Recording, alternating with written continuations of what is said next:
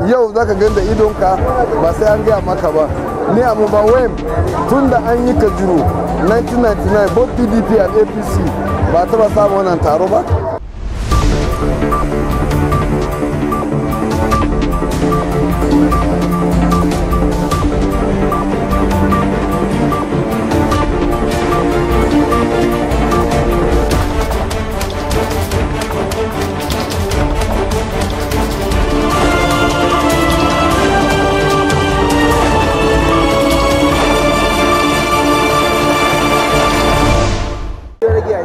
Fatan da muke yi shine wannan zabe ya zo a gama lafiya babu tashi hankali yadda muka yi 2023 haka za kuma wannan zaben kuma ka gan the whole of Kajuru suna bayana. Yau zaka gan da idonka ba sai an gaya maka ba.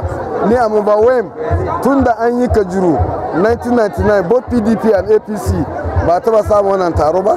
Wannan taro saboda mai girma gwamna ayyukansa yana son Kajuru, shi dan Kajuru ne da idan Allah za mu bashi zai koma Kajuru da zama. Na gode.